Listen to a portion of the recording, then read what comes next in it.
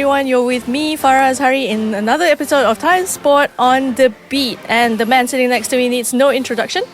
But if you're listening on Audio Plus apps, Apple Spotify or... Apple Podcasts or Spotify, then you wouldn't be able to see him, obviously. But I am joined today by the national football team head coach, Peter Cklamovski. Peter, how are you? Very well. Thanks for having me. Oh, no, thanks for coming here. I mean, you're doing me like a massive favor. Oh, really? Oh, there you go. Yeah. It's great to be here. So Peter hasn't done much interviews, I think, right? With Malaysian press since you've been here? Like one-on-one thing?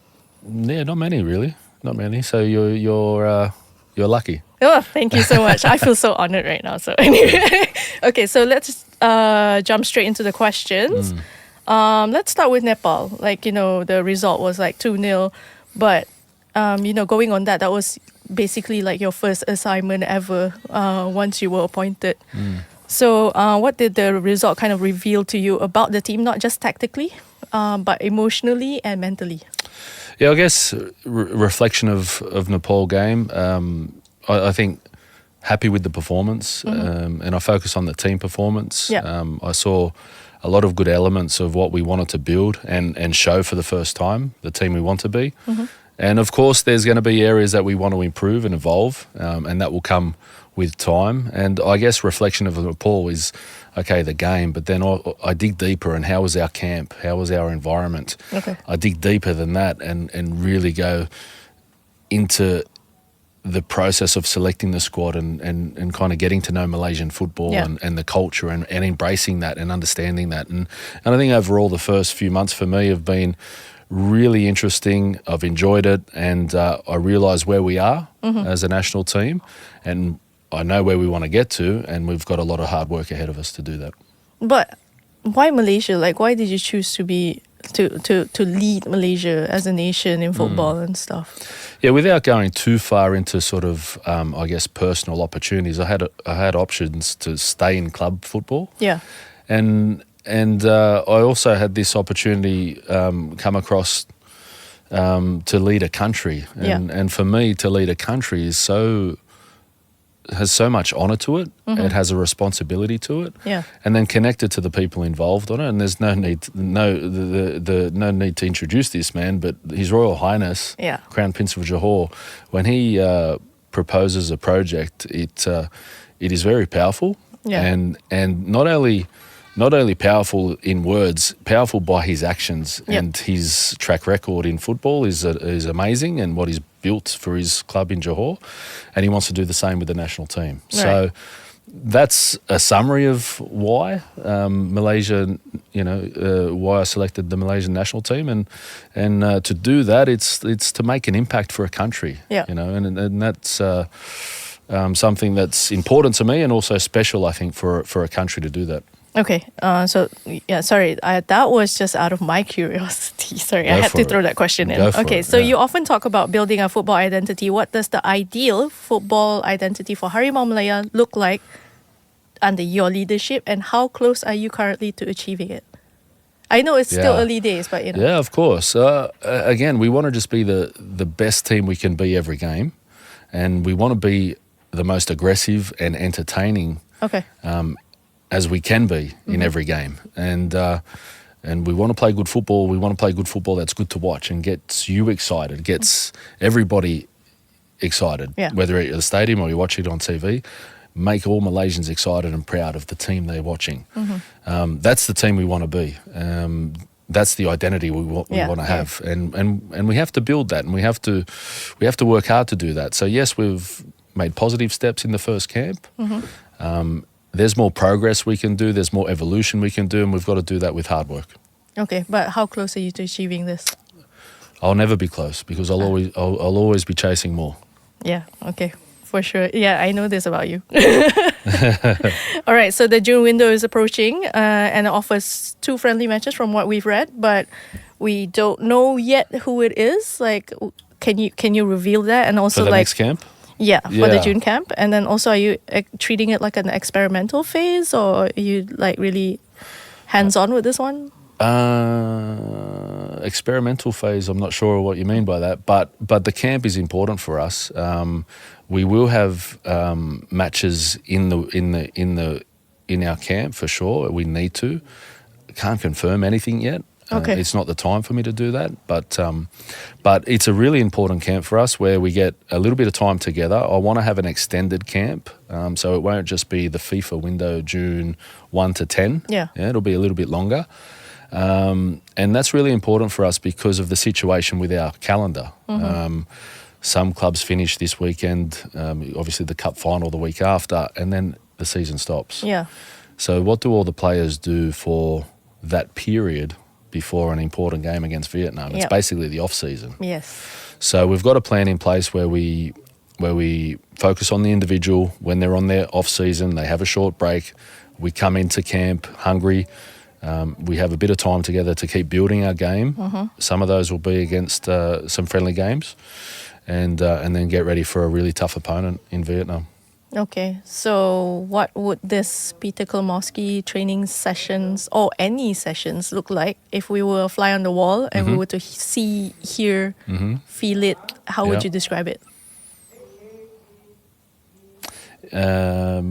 Intense, exciting, and a session where we don't waste a second. We try and always improve elements of our game in everything we do and leave no stone unturned.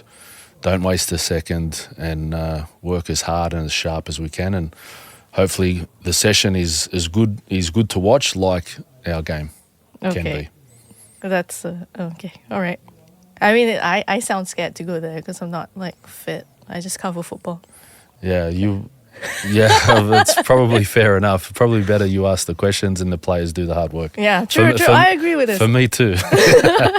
Okay, so what's the one unexpected strength that you have recently discovered in the Malaysian players that you didn't anticipate before taking this job? So again, I tried to do a lot of research with the selection process and get the best squad possible to take that first step as a team. Yeah.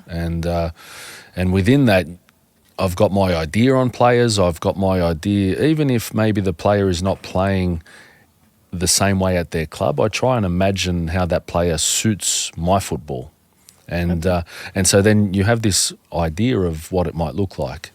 And then the most exciting thing is when you come into contact with the player and the team for the first time, and then you get those things in real life because you have contact with that player.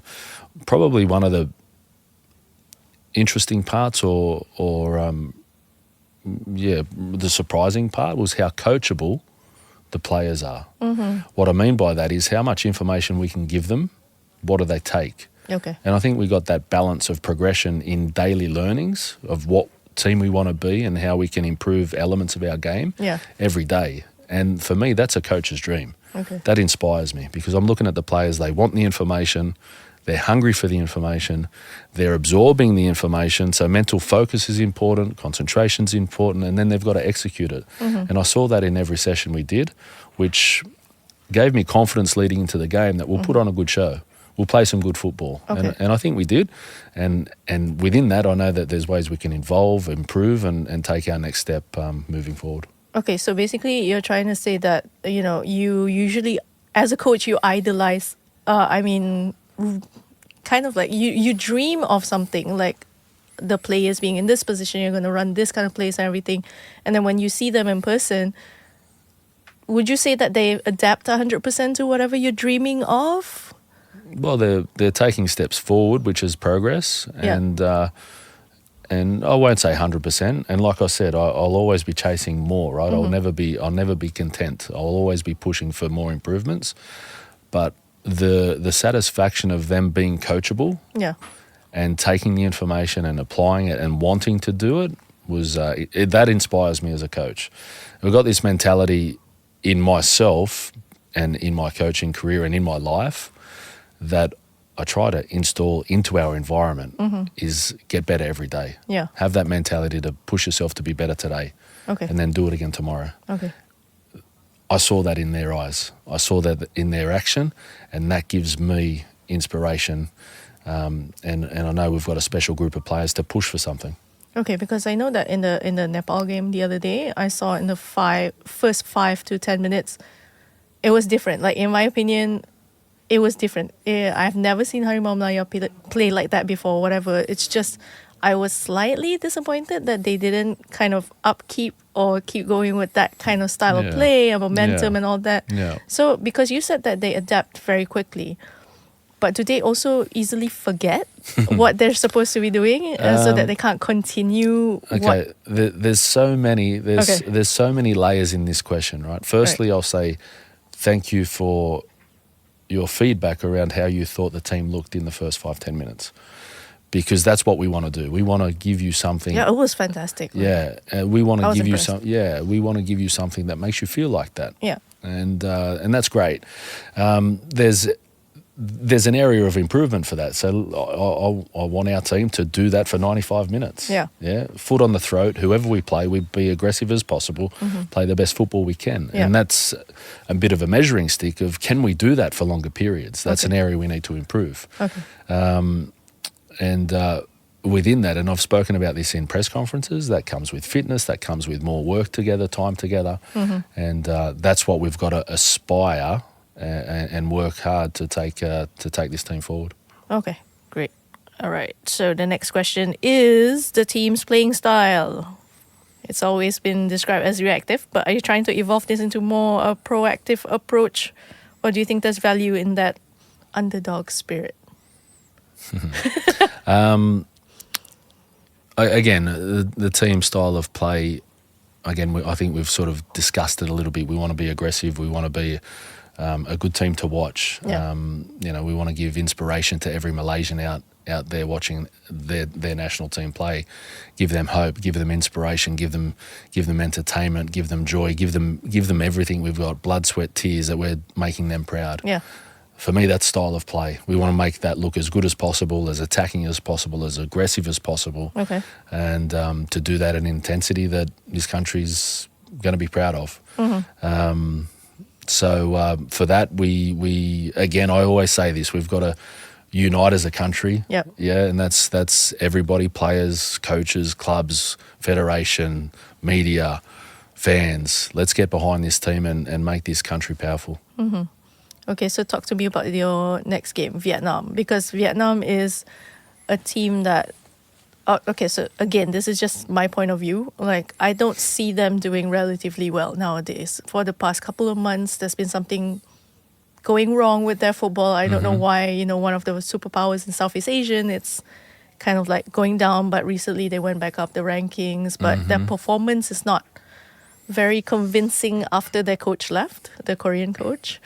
But having said that, Malaysia always has a hard time with Vietnam. So why do you think that is? And then, are you confident that we can overcome them this time around? Yeah, so again, I have utmost respect for Vietnam, and they're a very difficult opponent. And I actually think that they've got a little bit of momentum in their results, where they won the Asian recently in December. Yeah. So we can't think that they're going down or anything. They're actually undefeated for some time now. Yes. I think the last 11 or 12 games they're undefeated. So that's where they're at. Again, if we look back, like we've got to focus on us. We've got to focus on what's going to be important for us moving forward. Because interestingly, if you look at the past decade of games versus Malaysia and Vietnam, there hasn't been any wins for Malaysia. Yes. Yeah. Yes. And sort of if you look at the last 16 games, Malaysia's only won 2 of them. So if we keep looking back too much, we lose sight of what we need to do moving forward. Yeah? Okay. So for us, we've got to get this preparation right, nail this preparation where the players are coming in from an off season. Come into camp. We've got to build their fitness up and get ready for a tough opponent in Vietnam. And yes, I am confident we can get the result we dream of, and that's 3 points. All right. But to do that, we have to do it by building our football and putting a team performance together that's going to get the job done. Okay, awesome. I love the answer. Thank you. Is there a specific area, midfield, attacking, transitions, defensive shape, that you feel like significantly improved, that you need to significantly improve on before the next qualifiers? Yeah, again, generally speaking, we need to improve every part of our game. And that's everything. How we press, how we defend our box, how we can attack and get more patterns to get in behind. Yeah, like to penetrate and to create goal-scoring opportunities. I think that's all something we need to improve on. We can't be pleased and just sit on what we did in the last game. It's going to be a completely different game against a different opponent. Vietnam have some real danger in their individual players. Yes. But as a team, 11 of us, we can beat anybody. Wow, okay. Yeah, I know that you've always been saying that in your press conferences and all that. It's just like, I love it how the same goes for your sentiment on how, heritage players are essentially Malaysians. You don't know why there's like this disparity labels to it and all of that. Yeah, because I know you're getting pretty sick and tired of that question. Well, it's part of, I guess, the journey we're in at the moment. I look at this as like a journey to build something special. Yeah. I respect the interest from the public on this topic, but again, I do look at it as irrelevant because they're Malaysians coming to play for their country if they're selected. Based abroad. Yeah, and okay, great, they're playing abroad. Yeah. And that's fantastic because that means they bring in a different dynamic sometimes because they've got different experiences. Yeah. But the foundation of it is they're Malaysian. Yeah. So, and I look at that from a team perspective the same way. 11 of us are a team. Okay. Some players will start, some players will come off the bench, some of them not selected in this camp, etc.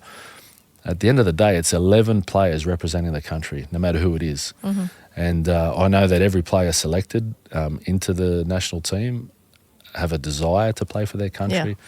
I want that to grow. I want that to build, and I want this jersey to mean something to everybody, to the players and the supporters, and don't take it for granted. Yeah, take this opportunity to be at your best to represent your country, and don't let that jersey go. Make sure you keep that jersey for the next game. Okay, so aside from building up the mentality and the strengths of the players, and then dealing with the incessant questions about like heritage players from the media and other things, what are the other challenges that you feel you have faced ever since you became Malaysia national head coach? Every challenge has the opportunity to progress and influence change. Okay. I think, respectfully speaking, the biggest challenge I see is outside of the national team environment.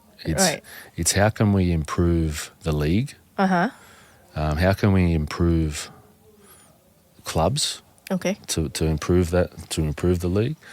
How can we, if we think longer term, how can we improve the youth development structure? Yeah. And all of this is connected to a stronger national team. Yeah. I know I've been honest in the media around my thoughts on the league. Yeah. And I want to have that as a basis where I actually believe in the league. I believe that this league can be special in Asia. And I don't just kick it with the truth. I feel like there's some easy solutions that we can do to get small steps that make big effect. Yeah.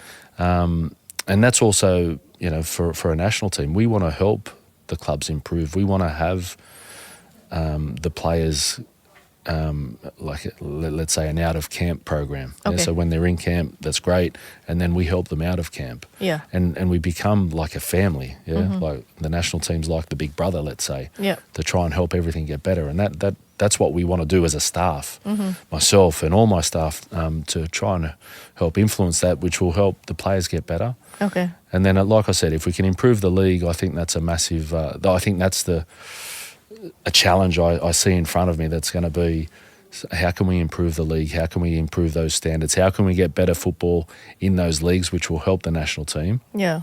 And this is slightly out of my control, Yep. but I want to influence it. I want to help it, and I know how to. Okay, brilliant. I am pretty sure that you and Rob can come up with something and spur change. And that's my point. So there's challenges in front of us, 100%. But there's solutions. Yeah. And the beauty of it is Malaysia has a culture in football. Okay. Right? It has a passion. And we have to embrace that and grow some steps forward to get change that will make football in this country special again. Okay. All right. Speaking of that, like obviously you have some help in the background for the national team and such. With the most recent, we heard that Mark Milligan has left. He only stayed two months. Yeah, it was a short stay, but we send him off with positive wishes, and we're right behind him in a sense of on his next journey. He's a young coach that felt that this opportunity that he'll take up abroad, out of Malaysia, was too good to refuse for a coach with aspiration. So I understand that, and we wish him all the best. I enjoyed working with him. He did a great job, connecting to our first step of a national team. And again, like anything for me, it's about if he was here or he's not. It's now taking the work we've done and make sure we keep improving everything we do, make sure we keep evolving what we do, and that doesn't change.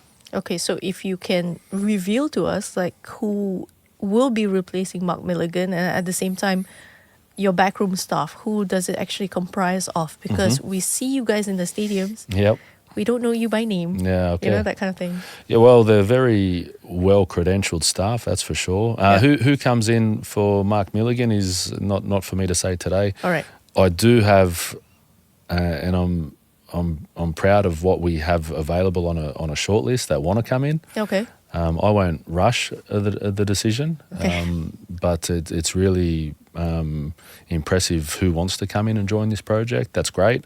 But the staff that's with me is world class. Coaching staff are world class. We've got, I think, some of the best staff in each area, definitely in Asia and maybe the world. All right. And the country will get to know them by their hard work, by their dedication to their craft. And again, for us, it's about building the national team as best we can that shows how we work and that produces onto the pitch. Because you also brought an analyst with you from FC Tokyo, right? From your last club. Yeah. So I guess, he's been with me for 4 years. He was at a club in Yamagata as well. So he knows the DNA of my football. Okay. We've got Dr. Craig that I've worked with in the national team, who's one of the best from a sports science perspective and a medical perspective, connecting to high performance. We've got John Crawley, who's, I think, one of the best goalkeeper coaches in the world. Okay. And we've got a great coaching staff, which is Matt Smith, and connected to the Malaysian staff. We've got Nafusi and Hayal that are connected to the national team program. That, again, we want to connect and help Malaysian football, and hopefully one day they grow and become super Malaysian coaches in their own right as well. So the relationship between you and the analyst, is it like a mimic of like you and Ange once upon a time? Because you came in as an analyst at first, it's right? not. It's different because, I guess with Ange, I developed in every role under him, and I guess always connected to work on the pitch as well. So it's slightly different, but my relationship or connection with Ange on and off the field is something that I don't think can ever be replaced. Oh, fantastic. What's the connection that makes it special between you guys actually? Is it like it's like a brother, do you see it like as a brotherly thing, or because I think he's not that much older, right? Yeah. Well, he's someone I look up to in every way. As a coach, he's a super coach. I learned everything from him. 15 years with him. I evolved with him. Yeah? And we have, and I think 2004 was my first time with Ange, and if I look at what we did in 2004 and what we finished with in 2019, winning the J League together, it's totally different work. Yeah. So we evolved together. We evolved our process, our way of working together. Yeah? He evolved, I evolved. I made sure I kept pushing him every day because in that sense I know that I'm pushing myself every day because he's ahead of me, let's say. Yeah. Something I look up to as a coach. He's a super individual character, super man, super leader. So he's someone that inspires me. I follow him. I want to be the best version of myself from him. I want to be an extension of his legacy. He's a special coach doing great things worldwide. I want to be an extension of his legacy where that makes him proud as well. Okay, but having said that, like you said, you guys had like experiences together in all different layers, like clubs in different countries and such, and then the national team. Yeah. So what do you think are the experiences that you can bring from there that will greatly help you and benefit you in working with Malaysia? Everything, because 15 years with him in terms of a career span. Some of that's at clubland, some of that's in different countries. So worked in Greece, worked in Australia, worked in Japan with him in clubland. Yeah. Had the honour to work for the Socceroos for 4 years, which was a World Cup. So that experience was amazing. Yeah. And the teams we played there were like the top 10 in our group were top 10 at the time. Then to build the program and the football to win the Asian Cup was special. Yeah. And then we went on the cycle to qualify for the next World Cup, and we successfully did that. And that was the first time a group of Australian coaches did that for the country, which was important for Ange, but something that we reflect on with pride with everybody involved, all the staff, all the players. And all of those experiences make, sort of a connection of me as a coach and then my journey on my own, 7 years in Japan. I'm well built for this. I take this opportunity to lead Malaysian football with pride, honour, commitment, and confidence that I can do something special to build the football in this country. All right. So what would success in your eyes for Harimau Malaya look like in 2025? Because is it only measured by the qualification result? Because I know we're gunning for something. Yeah, well, I guess football is determined like that. Okay. But is there respect like a that. deeper benchmark that For me there is, yeah. For me there is. So I think it's really important that we progress the football in 2025 as a national team. Okay. All right. So what you felt in the first 5-10 minutes, I want you to feel that for 95 minutes. Awesome. Is that, football's going to throw challenges to put obstacles in our way as a national team, and we've got to overcome that. We've got to find ways to keep building our football and, progressing. That success for me is progress every day, right? So in that sense then, I want to bring up His Royal Highness and the revolution. Yeah. And that's got everybody full of hope, I guess, in Malaysia. Exactly. And that revolution is a long-term road. Yeah. From what I can do is help build that pathway to get there. Okay. That's what's important to me. Yeah. And now, having said that, let's build our football, build everything around Malaysian football to get better, and that's 2025. That's important because that'll help next steps take place, but not lose the focus of our short-term goal is to get to the Asian Cup. Yeah. Don't be mistaken by my long-term view is also trying to chase a short-term goal, which would be an amazing achievement for this group of players, the team and the country. Having said that, to do that, we have to top the group. Yeah. And again, if you look at the history of Malaysian national team, it's a long time since it's topped the group. Yes. So that's not easy. So everybody that's out there thinking, oh, they should qualify for the Asian Cup. Yeah, thank you very much. When was the last time Malaysia topped the group? Yeah, true. Yeah. True. So let's be humble. Let's get behind this team and let's take the steps forward to build this country the right way, that we can start talking about some big things that happen in the future as well. Okay, so let's keep this passion going. I hear you're like really burning with passion right now. Yeah, thank you. So we're going to jump into some fun questions. Well, it's fun for me, but I don't know for you. Yeah, I don't know. Let's see. We'll see. Okay, I'll give you feedback on it later. All right, sure, for sure. Who do you think that Harimau Malaya's biggest potential star is right now, and what makes them stand out in your eyes?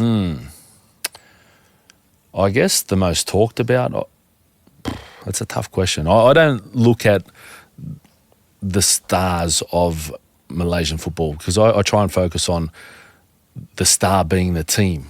Yeah, the Malaysian national team. Sure. That's the star. That's the shining light of our country, is the team. That's how I want to look at it, right? Okay. And but then to answer your question, you probably, names that come to mind is that if he's probably spoken about the most. Yeah. So that comes to my mind. Great young talented player. Definitely got some potential. Yeah. I think so much potential. I'm excited to work with him to get him at his best. All right.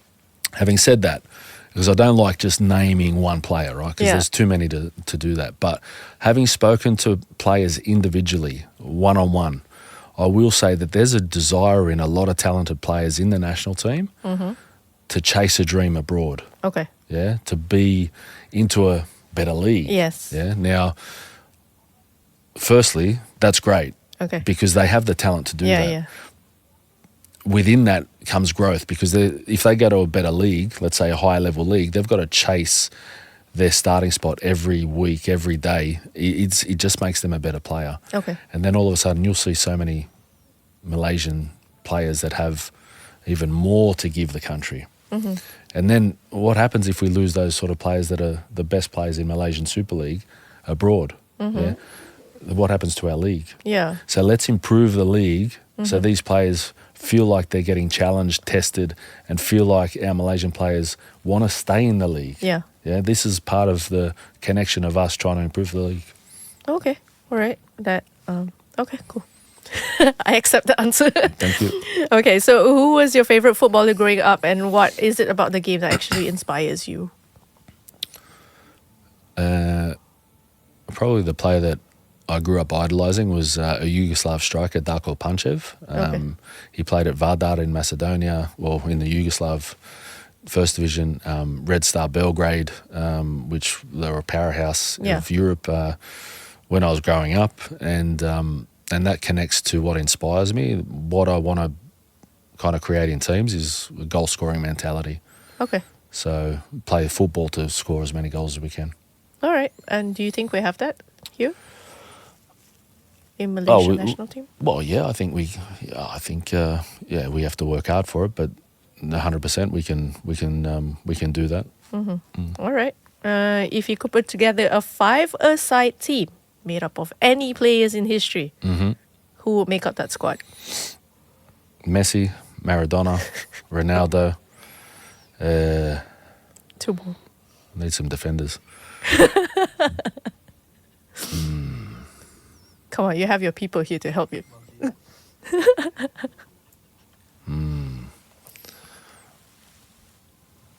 I need defenders. I need a goalkeeper too, don't I? Well, you have two more. So 2 more? Yeah. I'll go Beckenbauer. All right.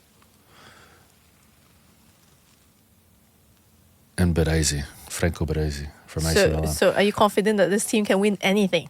You won't get the ball off us, and we'll score goals. Okay, that's fantastic.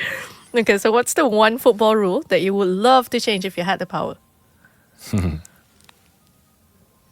I know you were telling me earlier, but I don't know if there's a different one now.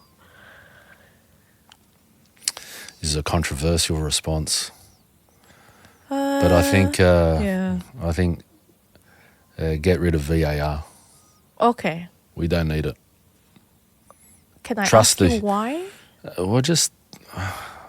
Again, it relates to goal scoring, right? So you score a goal and then you kind of have to wait till it's checked, and then so you can't have that enjoyment of scoring a goal and that emotion of like scoring the goal, and then you're kind of like, ooh, better just double check. Okay, we can't celebrate yet. And by that time, it's sort of like that real emotion in your body. It's sort of like is gone because you're waiting for it to get checked, and then it gets confirmed it's a goal, and then you're kind of like, well, process driven. It's like, okay, we're winning 1-0. Let's go.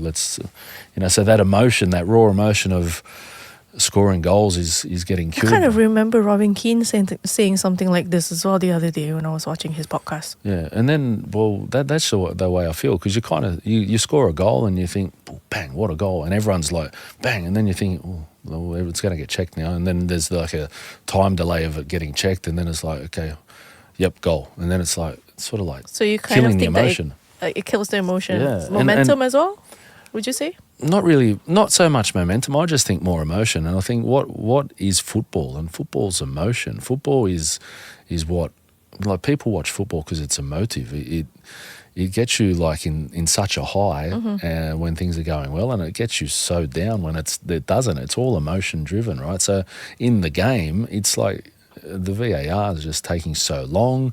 It's like checking every action in one scene related to the goal. What about 3 minutes before when something the same thing happens? It's not checked. Okay. We don't need it. I trust the referees. I trust the linesman. I trust the fourth official. They're not perfect. I'm not perfect. They'll make mistakes. I'll make mistakes. It's not going to change, but if VAR was removed, I would not be disappointed. And then trust. Human element is part of the game. Referees before VAR made mistakes. Now VAR are making mistakes. What's the difference? Okay, so having said that, has there been any time that with any of the clubs that you've ever been with that VAR has actually saved you in any manner? Probably 50-50. Okay. Yeah, I think so. I think you kind of, again, and that's a mistake, right? Because if you kind of finish a game and you think, oh, we got away with one, and we got a goal when it maybe got missed by VAR. Okay. What's the point of having them? Yeah. Yeah. Okay. Because the same mistake might happen in natural lies with the referee. Yeah. That you think, oh, we got away with one. But equally, I think there's times where I've thought we've gotten, there's been the wrong result against me as well. But that's football, man. Yeah. So 50-50. So you trust the element of human elements instead? I don't want to sound like old school, but it's okay. I just think the emotion of the game makes football what it is, and it's so special. Like, it's the world game for a reason. Listen, it's a controversial thing because a lot of people want VAR in and improved, but that's the answer to my question. Okay, so last but not the least, if Harimau Malaya were a movie genre, what would it be and why? And which actor would you want to play you in that particular movie and why? Okay. It'll be called something related to building something. So building the tiger, where it'll be reflecting on the great history of Malaysian football, of the previous decades, how special Malaysia used to be in terms of its 60s, and it was the team of Asia. It was better than Japan a long time ago. So there's a greatness and a specialness to Malaysian football. Now fast forward that, and we're in a time where maybe it's not so bright. Yeah, so now we're trying to build that to become something special. So it'll have some royalty involved. It'll have His Royal Highness involved. Definitely. TMJ. He'll act himself. Yeah. Oh, okay. Yeah, all he'll right. be himself, and no one can act like for me either. So I'll be myself, and it'll be a reality TV show. It will be a reality TV show called Building Something Special for the Tiger. Okay. So how would it be? Are you sure not more of a documentary? It will be a reality TV show. No, we'll bring a bit of life to it. We're characters, so we'll bring a bit of life to it. So in that case, you all will be yourselves. Yeah, why not? Oh, okay. It'll be an interesting movie. Okay, all right. Okay, so fantastic having you in the studio today, Peter. Thank you so much for being here. No, thank you. Any parting words for maybe our fans? Yeah, just get behind the team. We've got an important game coming up. And we're looking forward to getting into camp and doing more hard work and then playing a game that's going to make them proud and beat Vietnam. Perfect. All right. So this has been Timesport on the Beat. Again, you can listen to episodes such as this and others on Audio Plus app, Spotify, and Apple Podcasts. Thank you so much. Goodbye. Terima kasih.